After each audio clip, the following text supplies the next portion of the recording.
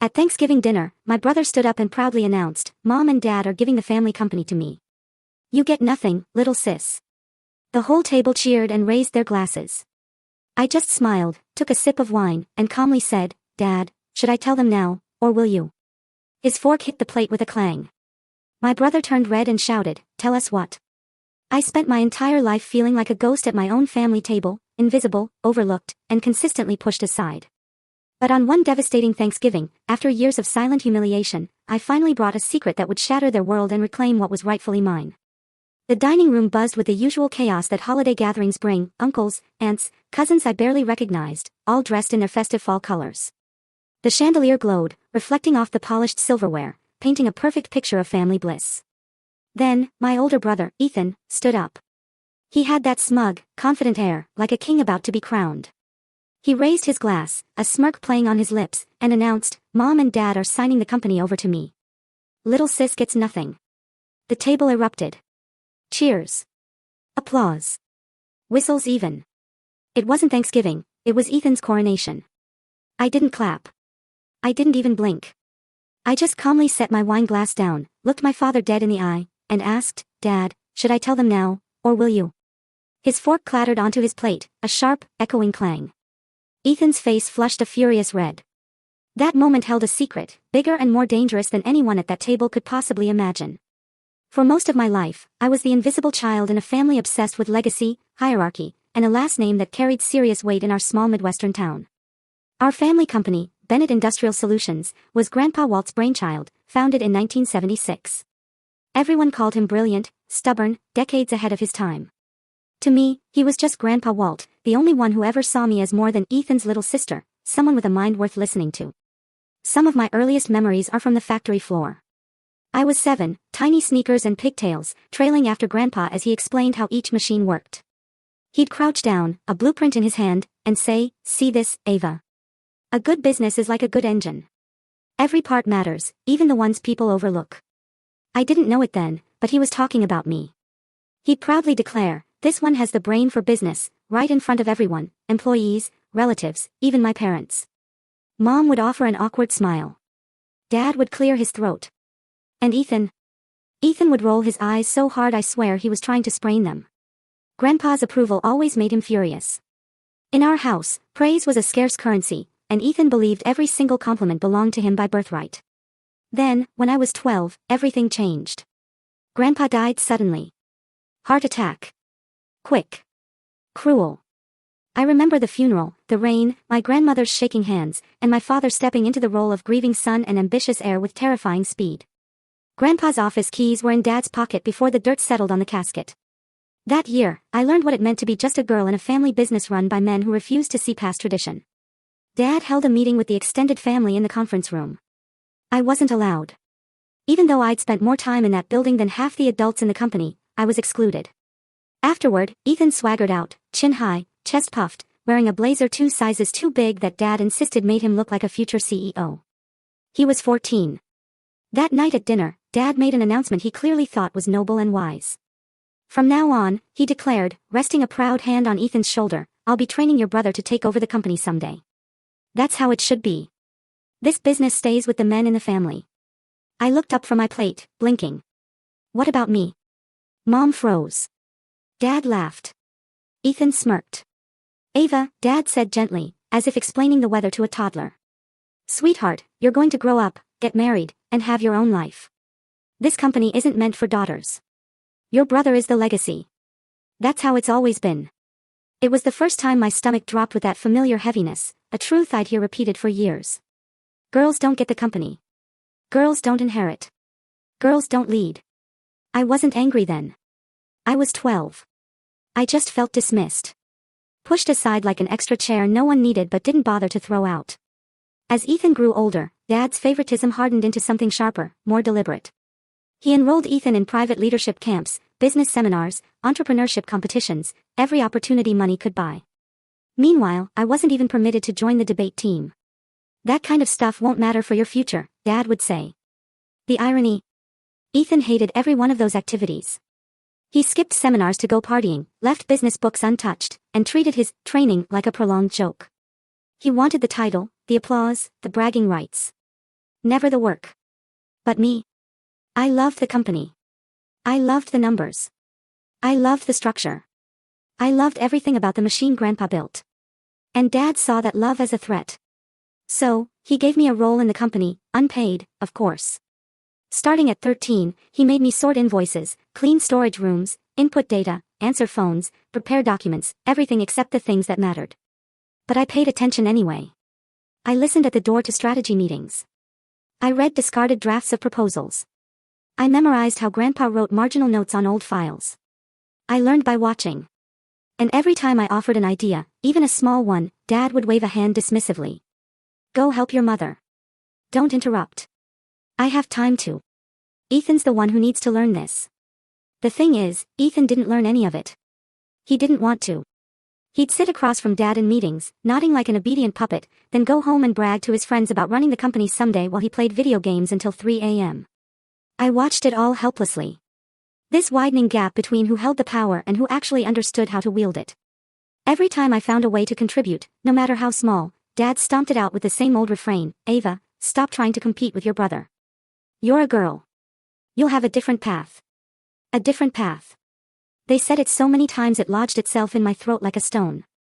But the worst moment, the one that still slices into me whenever Thanksgiving rolls around, happened when I was 16. I'd worked for weeks on a proposal for a cost-saving system for the factory supply chain.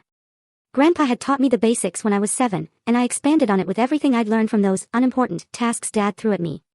I printed it, bound it, and left it on Dad's desk. He didn't even read it. He handed it to Ethan and said, "Here, present this at the meeting. Good practice for you." And Ethan did. Word for word. He didn't even understand half of it, but everyone clapped anyway. I stood in the hallway, holding a stack of files, listening to them congratulate him while he took credit for something I built with my own brain.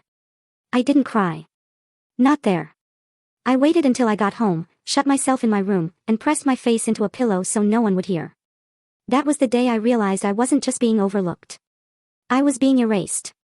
Not because I lacked talent, not because I wasn't capable, but because I wasn't born male. And because the one person who believed in me, Grandpa, was no longer there to protect me. That was my first true heartbreak. Not a boy, not a friend, but a legacy, a future, a birthright that evaporated the moment the only man who saw my worth was lowered into the ground. And that pain, the pain of being pushed out of my own family story, would become the fuel for everything I did next. Leaving home at 18 wasn't a dramatic movie scene for me. No slammed doors, no shouted arguments, no teary promises to come back stronger. It was quiet, almost too quiet. I remember standing at the edge of our driveway at dawn, my entire life packed into a single second-hand suitcase, waiting for the rideshare that would take me to the airport. The house behind me was still dark, every window shut, every door closed, exactly how my family had always preferred to keep themselves from seeing me. No one woke up to say goodbye, not even out of politeness. But the moment I stepped onto that plane, something inside me clicked into place. For the first time, the world felt like mine to claim, instead of something I had to fight my brother for. I moved into a tiny dorm room at a university states away, one of the few that had offered me a full scholarship in finance and business analytics. I worked 3 part-time jobs, lived on microwave noodles, shared textbooks with classmates, and studied until my vision blurred. And I loved it. Because every lecture, every textbook chapter, every late-night problem set felt like another brick being laid on a foundation I was finally allowed to build for myself. It didn't take long for professors to notice the way I processed numbers differently. I wasn't the loudest in the room, but I was the one people always turned to when a case study had an angle no one else could crack. I had a way of seeing patterns, cost structures, valuation gaps, inefficiencies that others missed. Maybe it was all those years studying from the sidelines while Ethan got credit for work he didn't understand. Maybe it was Grandpa's voice in my head, every part matters, especially the ones people overlook.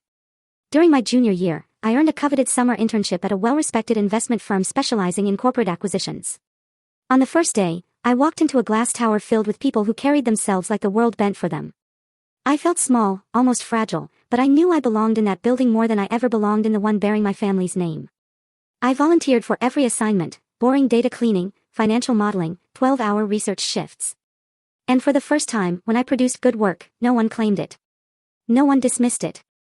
And no one told me it belonged to my brother.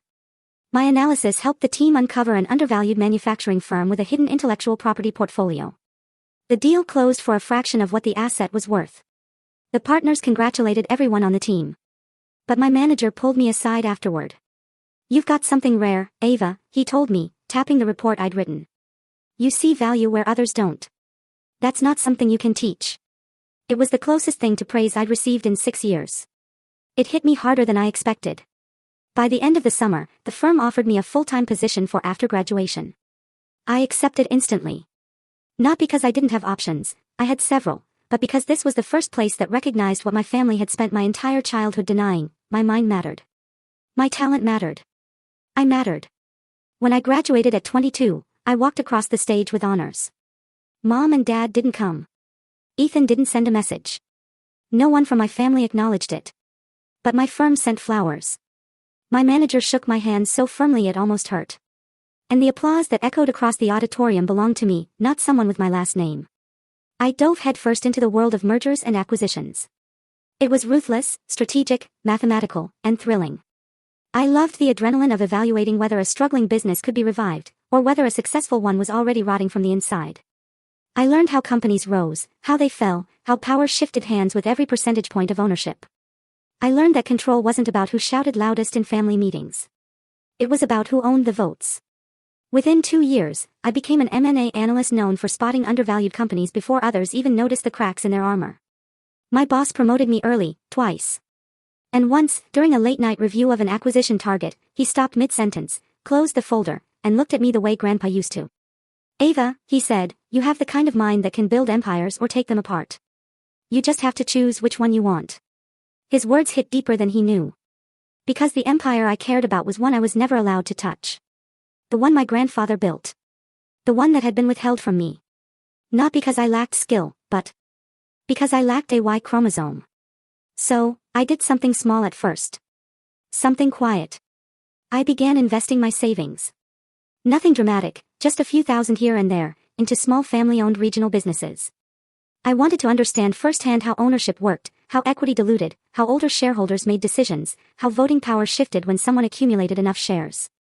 I met elderly founders who reminded me of Grandpa, stubborn but brilliant. Retired employees who still held token shares. Cousins who inherited stock they didn't want. Widows who didn't understand the value of what they owned. And as I built relationships, something unexpected happened. People trusted me. They saw my sincerity. They liked my questions. They admired how I studied everything instead of pretending to know it all. They started offering me shares, small percentages, symbolic even. But each transaction taught me a lesson my family tried to hide: ownership is power. Quiet power. Invisible power. The kind of power no one notices until it's too late. Over the next few years, my portfolio grew. My financial literacy sharpened into instinct. I learned to read balance sheets the way some people read faces. I understood markets at a bone-deep level. I learned not just how to buy shares, but how to position myself so that when the time came, I could influence decisions others assumed were already locked in. And with every step forward, with every credential gained, with every investment made, a truth took root inside me: I wasn't meant to be an observer in my family's legacy. I wasn't meant to be erased. I wasn't meant to sit quietly watching Ethan be handed a crown he never earned. I was meant to build something of my own, and perhaps one day, take back what should have been mine all along. That thought, the one I buried deep, would become the spark of the twist, waiting at the next Thanksgiving table.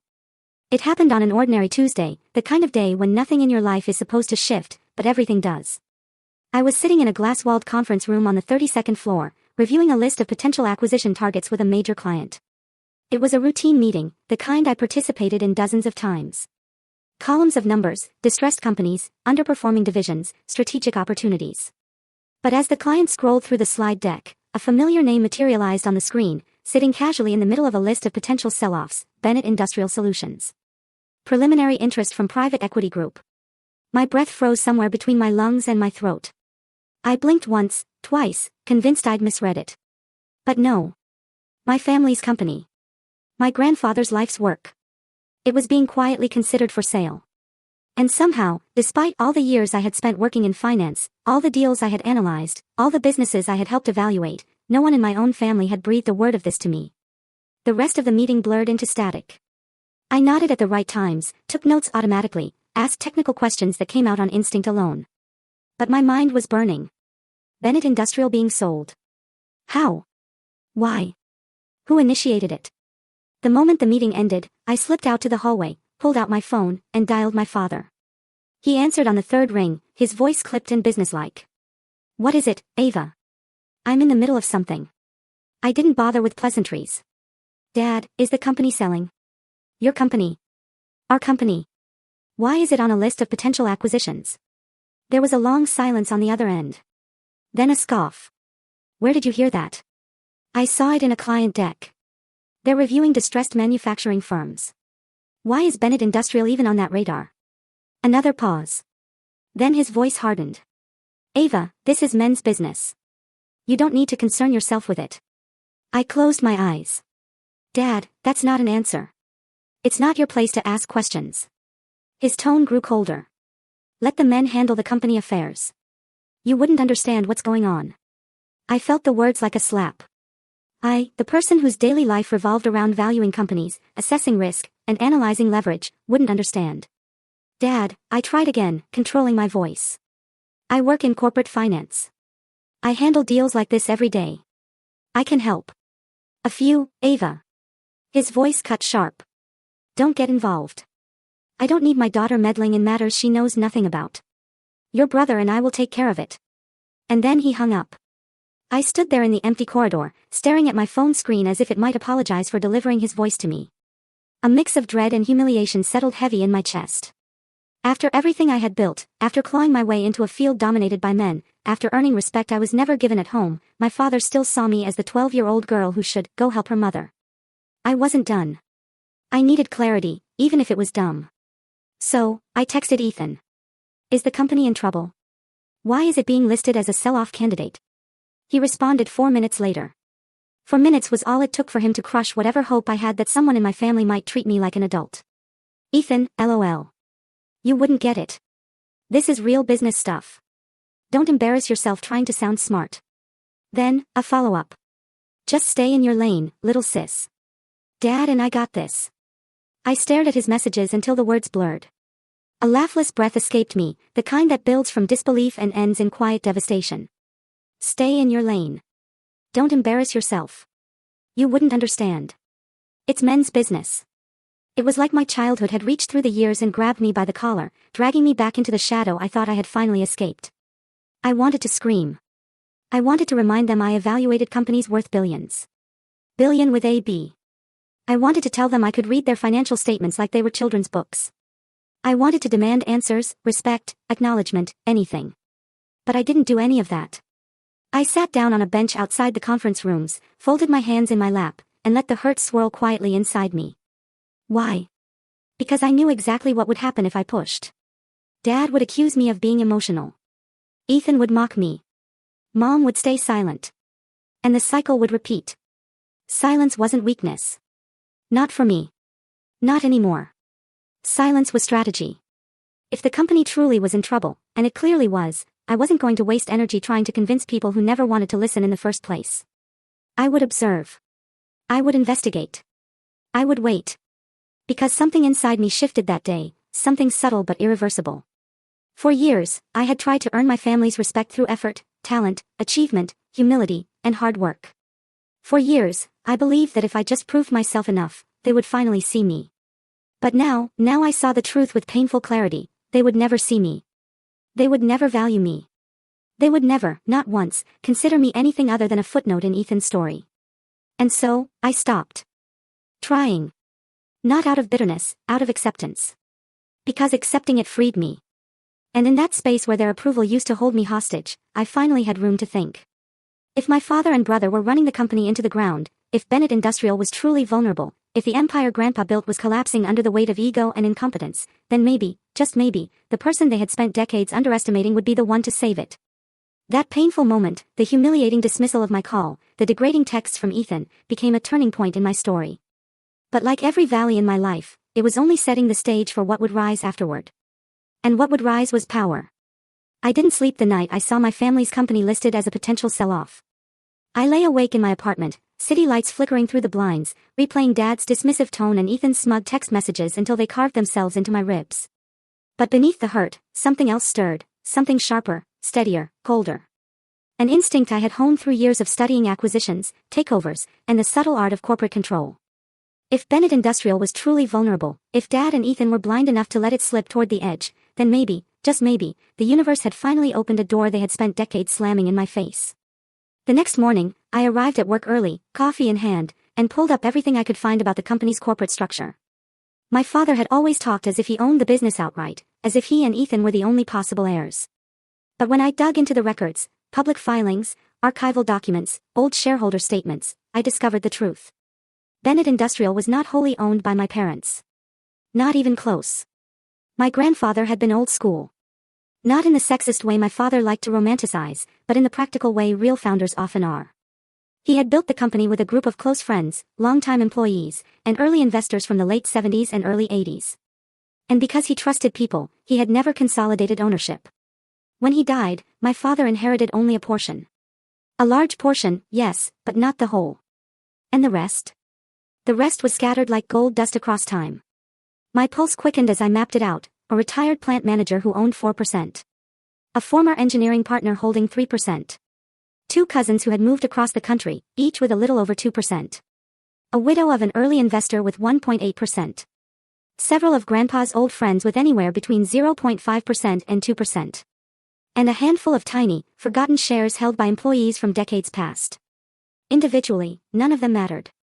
Together, they were a kingdom waiting for the right ruler. And for the first time, I realized something. Dad and Ethan weren't kings. They were squatters, sitting on a throne built by a man whose blood ran in my veins, not theirs. So, I started doing what I did best. I analyzed. I strategized. I planned. Then, I acted. The first person I reached out to was Mr. Holloway, a retired engineer who had worked with my grandfather for 30 years. His name was on several old ownership documents. I found his number through public records and called him one Saturday morning, expecting a quick conversation. Instead, we ended up talking for almost 3 hours. He remembered me. Not as Ethan's little sister. Not as the girl. But as the kid who followed Grandpa around the factory, asking why machines made certain sounds and what a supply chain was.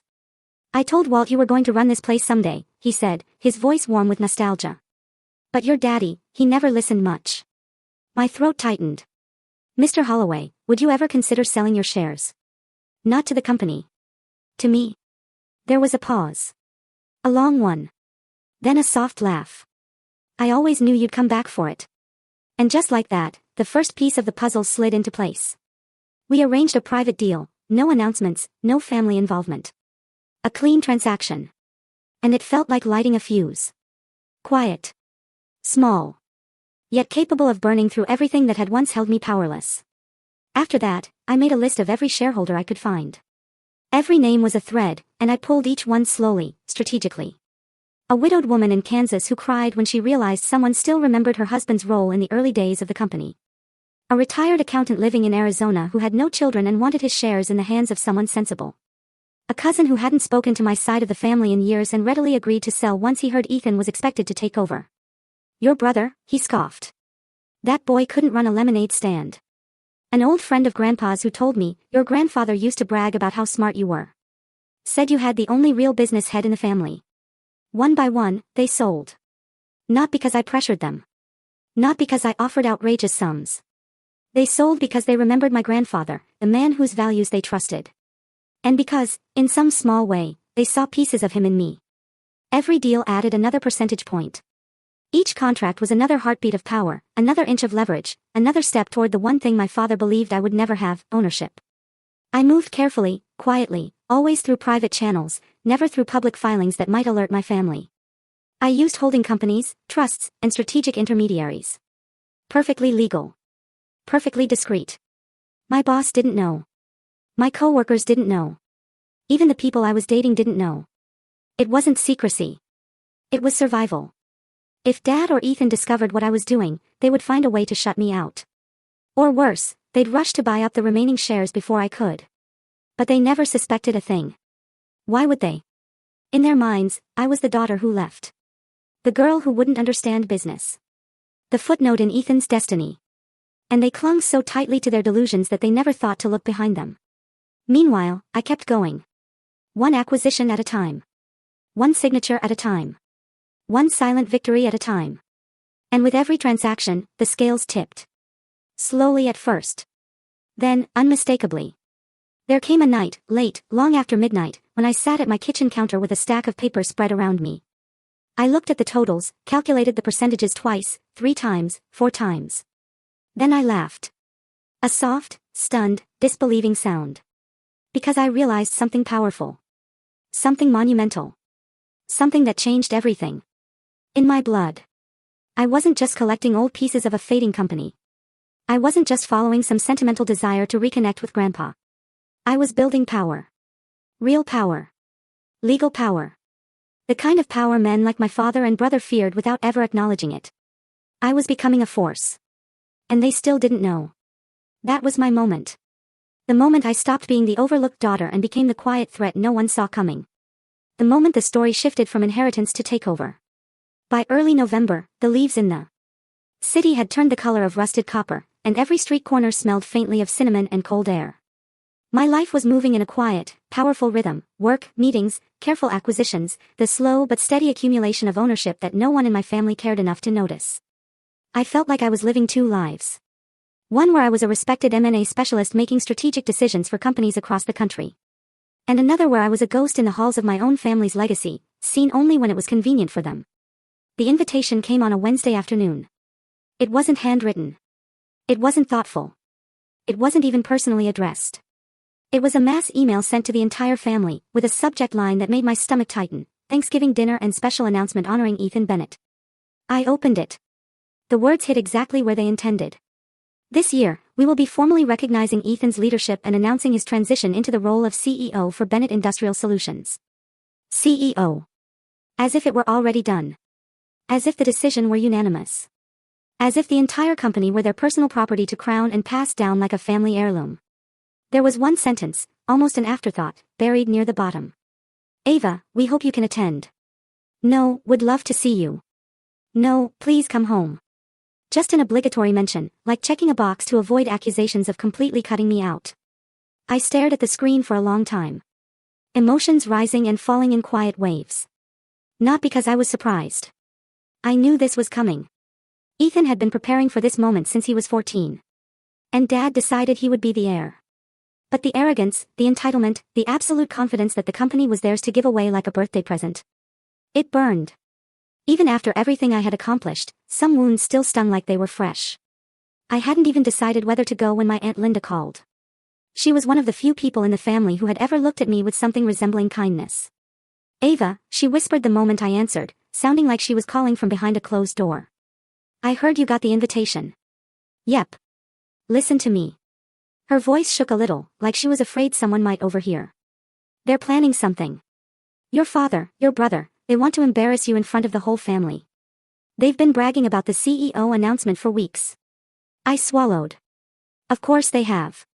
No, Ava. You don't understand. Her breath hitched. They want to humiliate you. Make it clear you don't belong. They think it will look good. Ethan stepping up.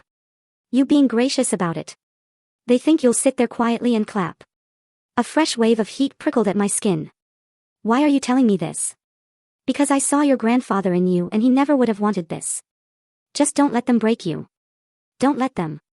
As if they hadn't already tried for most of my life. As if I hadn't already been dismissed, overlooked, minimized, and erased in ways that left scars I rarely spoke about. But there was something Aunt Linda didn't know. Something no one in my family knew. I wasn't the girl they used to humiliate. Not anymore. And when she whispered, "Are you going home?" I answered truthfully, "Yes, I am, but not for the reasons they expected. Not to clap for Ethan. Not to bow my head and smile politely while he accepted a crown built from my grandfather's sweat and brilliance. I was going because I carried a truth in my hands that would change everything." When Thanksgiving week arrived, the tension settled over me like a second skin. I worked during the day, but every night I found myself staring at the stack of documents I had collected: shareholder agreements, acquisition contracts, ownership breakdowns, proof of everything I had built quietly, strategically, deliberately. Every signature felt like a heartbeat. Every percentage point felt like a step forward. Every line on those pages was another piece of armor. But the night before I left for my hometown, my phone buzzed with a message from Ethan. "Ethan, don't forget dinner is at 4. Try not to be late this time. It's an important night for the family." I laughed out loud. A small, sharp sound that echoed in my empty kitchen. Important night for the family. A night he believed would cement his legacy.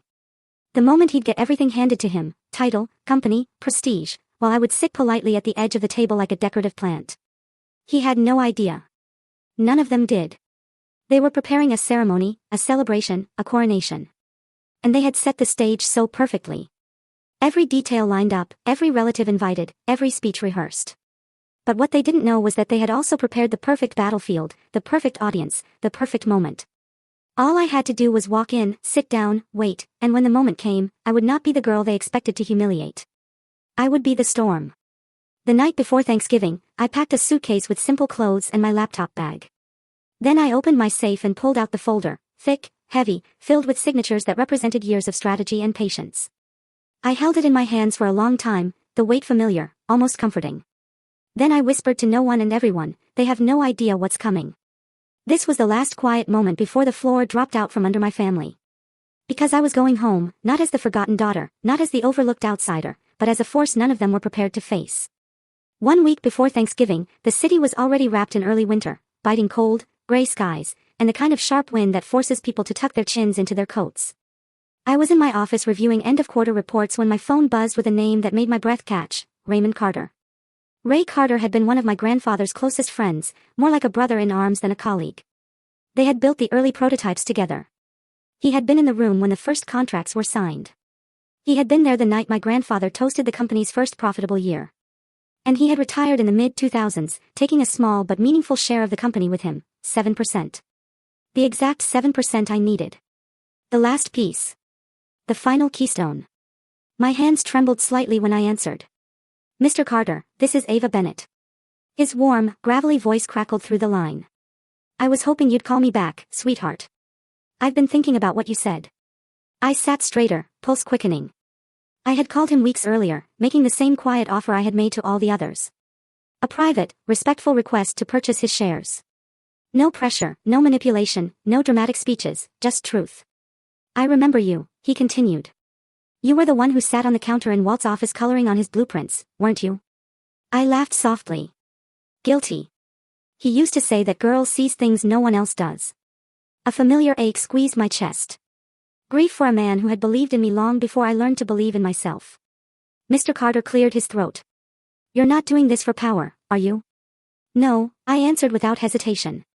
I'm doing it because the company is in danger, and because my grandfather's legacy deserves better than what it's headed toward.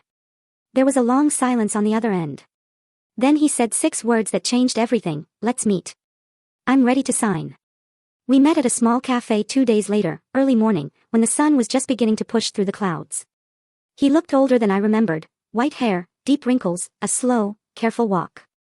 But his eyes were bright, sharp, and unmistakably the eyes of a man who had once built an empire alongside my grandfather. He slid the envelope across the table. 7%, he said.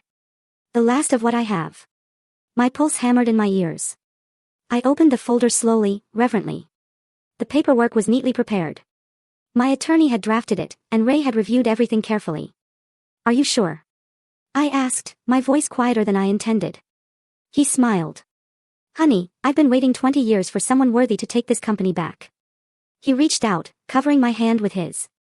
And between you and your brother, well, let's just say one of you works hard, and the other works hard at pretending. I couldn't help the small laugh that escaped me. He squeezed my hand. Your grandfather would be proud of you. Very proud. The weight of his words hit harder than anything Dad or Ethan had ever said to me. We signed right there in the cafe. Page after page. Signature after signature. Every stroke of ink was another nail in the coffin of the narrative my family had built, one where Ethan was the heir and I was the afterthought. When we finished, Mr. Carter leaned back with a content sigh. There. It's done. Done. A simple word with seismic consequences. Because when he signed the last document, everything shifted. Not metaphorically. Not emotionally. Legally. I crossed the line. I now held 51.3% of Bennett Industrial Solutions. A majority stake. Controlling interest. The right to appoint and remove the CEO. And no one in my family knew a single thing about it. I left the cafe with the folder clutched to my chest, the cold air stinging my cheeks.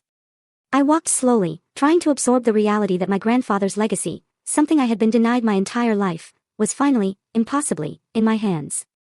When I got back to the office, I went straight to the legal department of the investment firm. My attorney, a sharp, meticulous woman named Marissa, reviewed everything with a critical eye.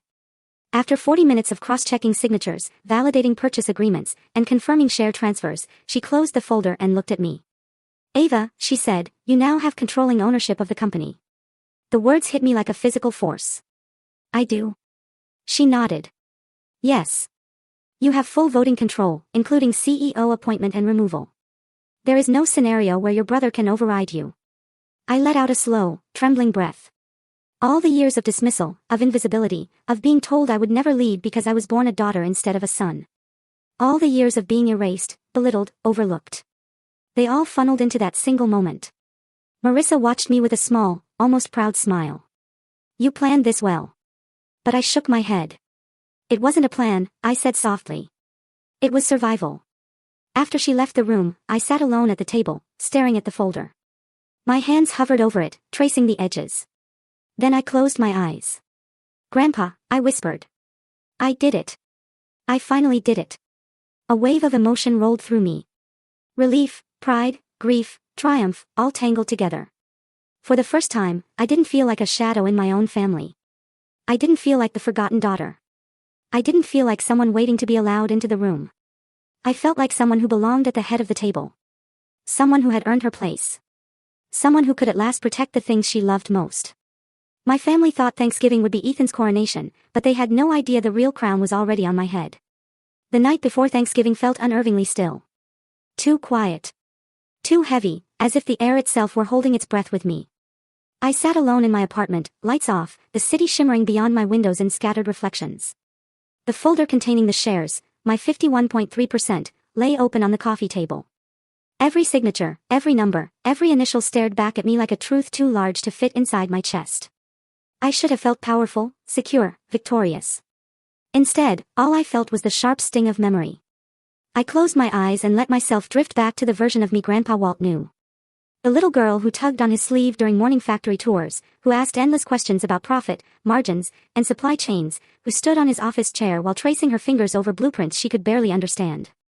"You see the whole machine, Ava," he would say, tapping the center of my forehead with one calloused finger. "Not just the pieces, not just the noise. The whole thing. You're the only one in this family who thinks like a builder." I used to glow under those words. I used to tuck them into my heart like a secret blessing. "You're the one who understands business," he'd whisper, leaning close as if protecting me from a truth the rest of the family refused to see. "Remember that. Even when they don't. Even when they don't. Even when they never did." The ache rose slowly, spreading from somewhere deep in my ribs. I reached for the folder and pulled out one of the older contracts. Ray Carter's signature next to mine. Then Mrs. Callahan's. Then an old friend of Grandpa's named Thomas Ree, who had told me through teary eyes how much he wished my grandfather were alive to see me reclaim what had been slipping away. I stared at those signatures, at the trail of quiet alliances I'd collected. And a question formed in my mind, one that had been chasing me for weeks: was I saving my grandfather's legacy, or betraying my family? Dad and Ethan didn't deserve to run the company. I knew that. Everyone who had ever worked with them knew that. My father had allowed the business to stagnate under his pride. Ethan had no vision, no discipline, no respect for the work that built the company he believed he was entitled to. But they were still my family. As flawed as they were, as cruel as they'd been, they were my blood. And tomorrow, in a dining room filled with relatives, I would be the one to shatter their illusion of control. I would be the earthquake. They would feel the ground break. And even though the rational part of me knew I was doing what was right for the company, for the employees, for the legacy Grandpa entrusted to us, another part of me trembled under the weight of what was coming. I sat back on the couch, pulling my knees to my chest like I used to when I was little. The room blurred slightly, and before I could stop it, tears gathered and spilled down my cheeks. Not tears of guilt. Not tears of regret. Tears of longing. For love. For acceptance. For a family that had never chosen me, not once. I wiped my face with my sleeves, but the tears kept coming, soft and quiet. I wasn't crying for the company or the shares or the impending confrontation. I was crying for every year I spent trying to earn something that should have been freely given, a place in my own family. I cried for the 16-year-old girl whose proposal was stolen and handed to her brother. I cried for the 12-year-old who was told she'd never inherit because she'd grow up and get married. I cried for the 7-year-old who thought fixing machinery with Grandpa meant she belonged.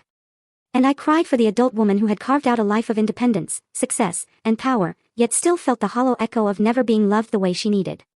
When the last tear fell, I inhaled deeply, my chest still trembling. The silence pressed in. The city hummed outside. "Grandpa," I whispered into the darkness. "Am I doing the right thing?"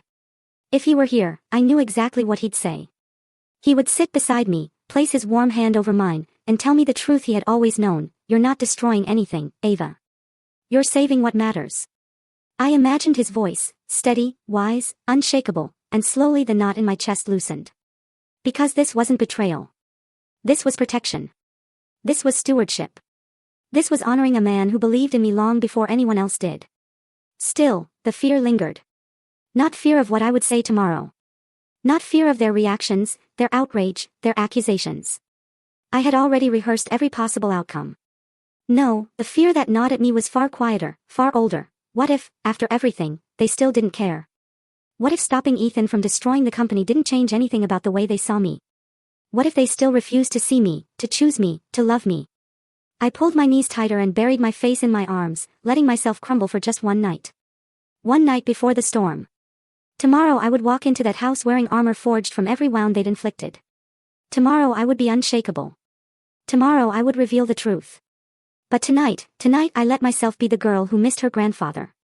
The girl who wished her family had loved her differently. The girl who still had a soft heart beneath all the strategy and power. When I finally stood and closed the folder, I whispered into the quiet room, "Tomorrow, everything changes."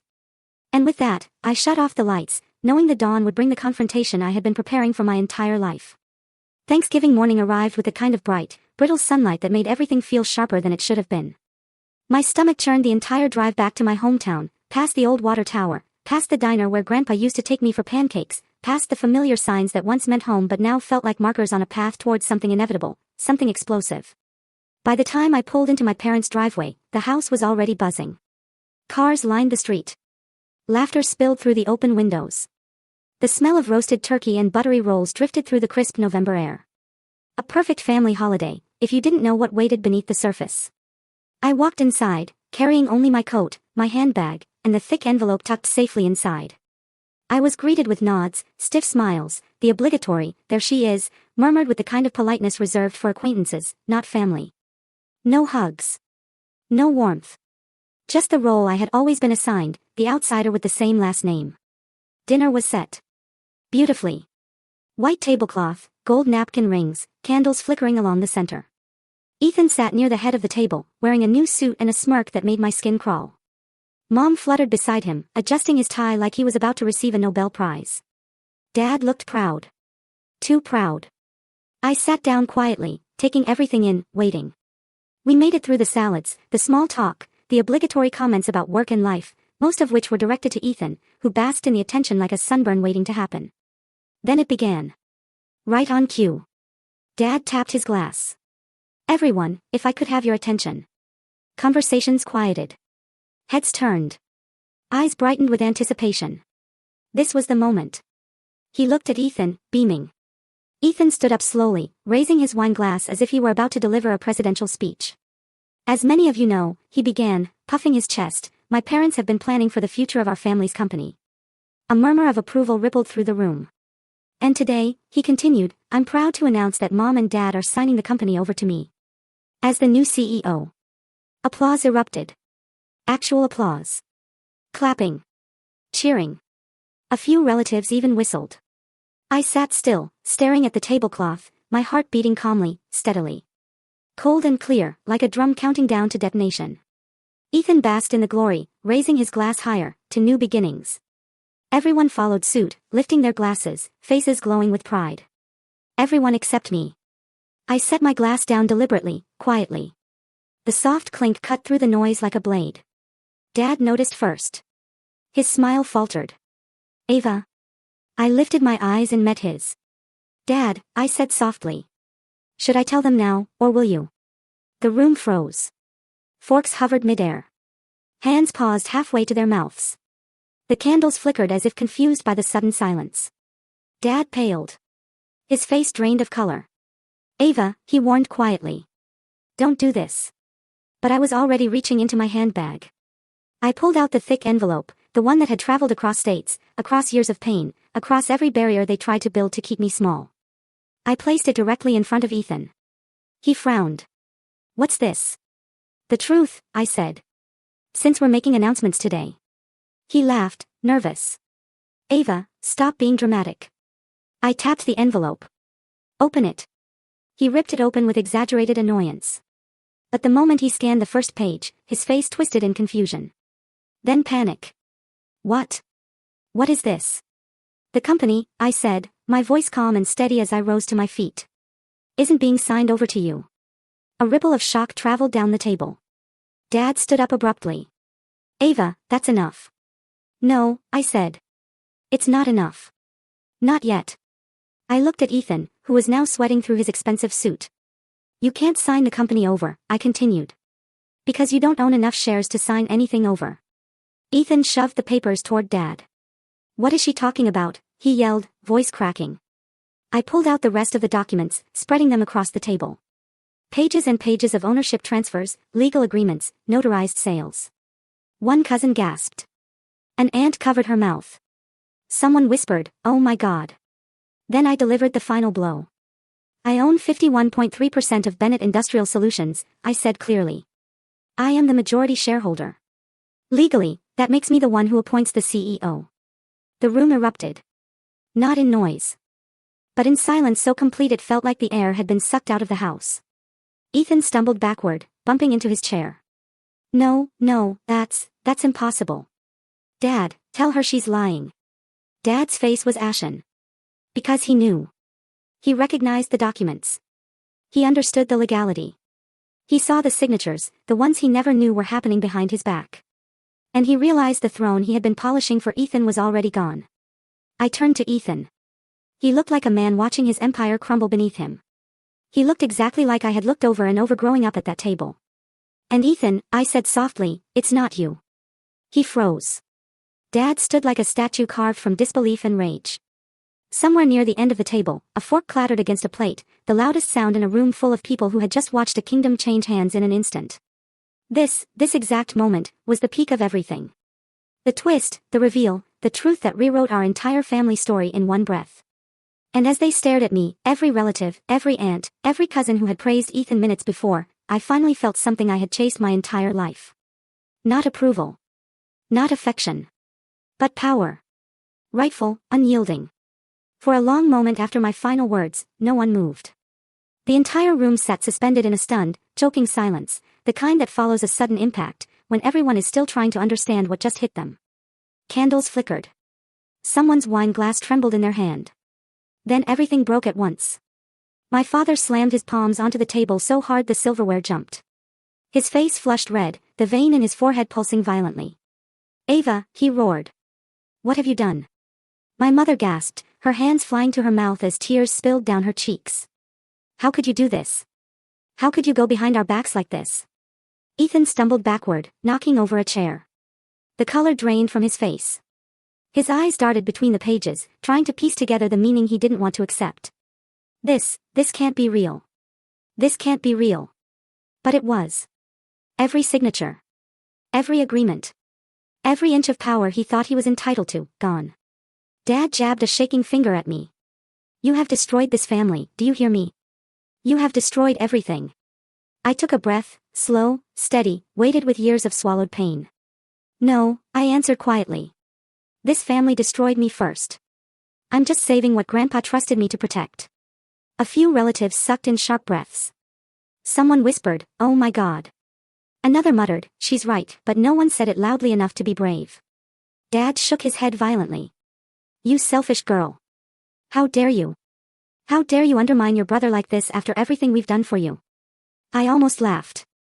Everything they'd done for me. Every dismissal, every sneer, every slammed door. Was that the everything he meant? But instead of answering, I simply looked at him, looked at all of them. Really looked. And for the first time, I didn't feel small beneath their gaze. I didn't shrink. Didn't hesitate. Didn't fold. Ethan lunged forward, snatching up the papers and flipping through them frantically. Ava, please. Just tell me this is some kind of joke. You can't just take the company. You can't. I held his gaze. Legally, I already have. He froze, breathing hard. His mouth opened, then closed again like he couldn't form words. Finally, he whispered, then give me something. A position, a role. I need this. You can't just leave me with nothing. The room watched him unravel. This grown man who had spent his entire life being praised for potential he never demonstrated. The man my father raised to believe the world would hand him whatever he wanted, whenever he wanted it. A job. I repeated softly. He nodded desperately. Please.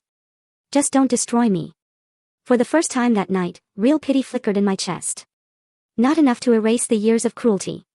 Not enough to undo the damage he'd caused. But enough to recognize the pathetic truth: Ethan had no identity without the company he never worked for.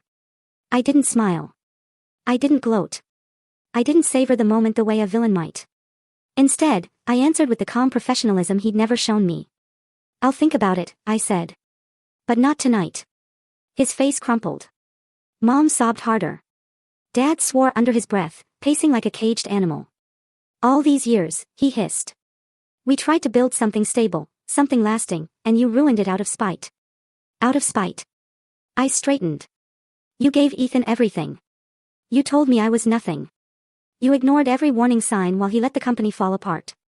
You refused to listen, not because I was wrong, but because I wasn't a son. The room was so quiet you could hear the flames on the candles flicking. Dad opened his mouth to argue, but no words came. Because deep down, he knew I was right. He had known it for years. He simply refused to admit it. Mom wiped her tears with shaking hands. Ava, honey, we didn't know how to include you. I swallowed hard. You didn't want to include me. The truth hung there, heavy and irrevocable as the shock spread through the relatives around us.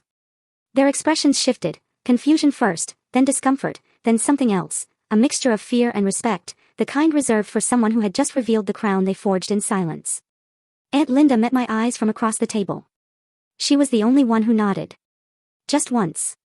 A tiny gesture that said, you did what needed to be done. But most of them looked away, too embarrassed, too complicit, too stunned to meet the gaze of the girl they had underestimated for 25 years. I picked up my wine glass. Not to toast. Not to celebrate. But simply because my hands needed something steady to anchor to. Morally, legally, transparently. Dad's face twisted. You can't just waltz in here and take control. I didn't waltz, I replied. I worked hard, quietly. For years. While you weren't paying attention. He flinched. Actually flinched. Because for the first time, he saw the truth. His neglect wasn't just cruel. It was foolish.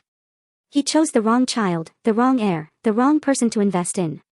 And now the consequences were here, unavoidable, undeniable, irreversible. I set my glass down gently. I'm not here to destroy the family, I added. But I am here to protect the company. Grandpa's company. The employees' livelihoods. The thing you forgot to take care of. No one argued. No one dared. This was the moment everything they believed collapsed under the weight of reality. A family torn apart by their own choices. A dynasty shifted because they underestimated the quietest person at the table. And as I gathered my papers and turned toward the door, the entire room parted for me. Not out of politeness. But because they finally understood. I wasn't the forgotten daughter. I wasn't the outsider. I wasn't the afterthought. I was the one in control. Now, 1 year later, the world felt different. Not louder. Not brighter. But clearer. As if someone had wiped a long fogged window I'd spent my entire life pressing my face against. I stood in the glass-walled conference room of Bennett Industrial Solutions, my company now, watching the winter light reflect off the polished floor. The logo Grandpa designed decades ago hung behind me, restored to the original colors he'd chosen. I had spent the past 12 months rebuilding the business from its foundations. Not transforming it completely, Grandpa had already built something solid, but redirecting it back to the principles he believed in: transparency, innovation, respect for workers, and sustainable growth. The things my father abandoned when he became too consumed with appearances. I wasn't the CEO. I didn't need the title, but I was the company's strategic director, the person every major decision passed through, the one the board trusted, the one employees came to for direction. And I did something my father never would have considered. I invited people who had built the company with Grandpa, his old colleagues, retired managers, former engineers, to return as advisors. The day they all walked into the boardroom, some using canes, some with silver hair, some with weathered hands and jackets that smelled faintly of machine oil, I felt like I had brought the past home. "Your waltz girl," one of them said, clapping my shoulder. No, another corrected with a grin. She's Walt's legacy. They helped me modernize operations, renegotiate aging supplier contracts, update machinery, and implement employee-first policies Grandpa would have championed. And the numbers reflected it. Productivity rose. Turnover dropped. Partnerships blossomed. Competitors took notice. The company, once flagged as a distressed asset, was now recognized as a rising example of ethical modernization. Not because of a miracle. Not because of luck. But because the right person, someone who understood the engine, every part of it, was finally at the helm. As for Ethan, he didn't fall apart the way I once feared he would. Reality humbled him, and strangely, it also steadied him. After a long, tearful conversation, 3 weeks after that Thanksgiving, he admitted he needed to figure out who he was without the company, without the entitlement, without the identity Dad had wrapped around him since childhood. He ended up finding an entry-level job at a small logistics firm. Nothing glamorous, nothing prestigious, but he stuck with it. Showed up on time. Learned how to be part of a team instead of the center of attention. We weren't close, but we weren't enemies anymore. He sent me a Christmas card that first year, just my name, a short sentence, and his signature, but it meant something. Mom and Dad were harder. For months they avoided me, ashamed, angry, confused, and grieving the future they believed belonged to their son. They visited the factory less, called infrequently. But every time they saw the company thriving under the new leadership structure, something shifted. Respect, real, grudging respect, grew in the cracks where pride had once lived. They still didn't know how to talk to me. Not fully. Not honestly. But they tried. Dad apologized once, in a stiff, halting way that didn't erase anything, but acknowledged everything. It wasn't perfect. It wasn't poetic. But it was a beginning. I didn't forgive them instantly. Healing isn't a switch you flip. It's a thread you unspool slowly, carefully, patiently. And some threads don't tie back together. Some unravel and become something new. That year, for the first time in my life, I didn't spend Thanksgiving with my biological family. I didn't sit at the long polished table under the judgmental chandelier.